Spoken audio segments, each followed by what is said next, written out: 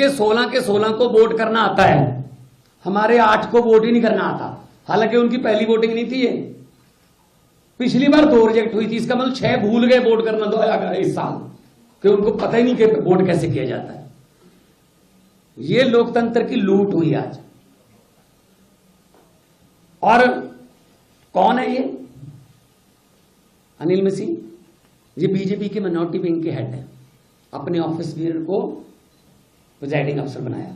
और मुझे आज पता चला 18 तारीख को इन्होंने क्या कहा था कि मेरी रीढ़ की हड्डी में प्रॉब्लम है, आ नहीं सकता हूं। आज मुझे बिल्कुल पता चल गया, बिल्कुल सही था, असल में इनकी रीढ़ की हड्डी थी नहीं, स्पाइनलेस। स्पाइन तो थी नहीं ना, अगर स्पाइन होती तो अच्छे तरीके से गिनते ना।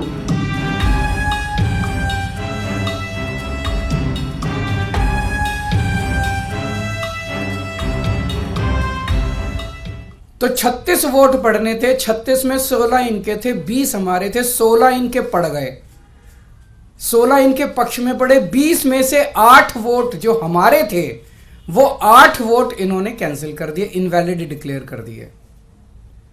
यानी कि 36 में से 8 वोट मतलब 25% वोट इनवैलिड डिक्लेयर कर दिए। ये कौन सा चुनाव हुआ? पिछले साल जब चुनाव हुए थे तो हमारा 1 वोट इनवैलिड डिक्लेयर हुआ था। तो ऐसा तो नहीं कि हमारे वालों को वोट डालना नहीं आता, वोट तो डालना आता है। पिछली बार भी डाला था, इस बार भी डाला है। इस बार कैसे ऐसा हो गया कि सारे वोट डालना भूल गए हमारे वाले, सारे वोट इनवैलिड हो गए? तो पहले से सोच के आए थे कि इनको गुंडागर्दी मचानी है। किस्मत अच्छी थी कि कैमरे के अंदर सब कुछ पकड़ा गया। मैं तो आज इस मंच से ये मांग करता हूं कि प्रिसाइडिंग अफसर ने देशद्रोह किया है, उसे गिरफ्तार करना चाहिए, उस पर आपराधिक मुकदमा चलना चाहिए।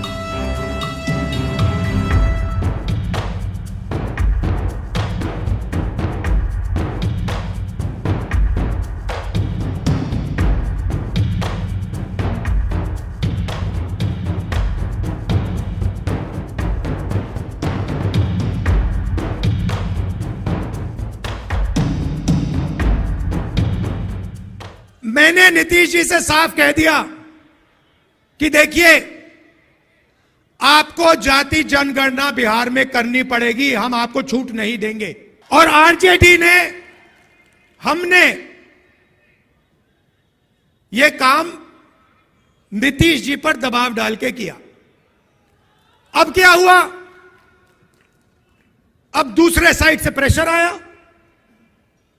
बीजेपी नहीं चाहती कि इस देश का एक्सरे हो, डरते हैं एक्सरे से। नीतीश जी बीच में फंस गए और बीजेपी ने उन्हें रास्ता निकलने का रास्ता दे दिया और नीतीश जी उस रास्ते पे निकल गए।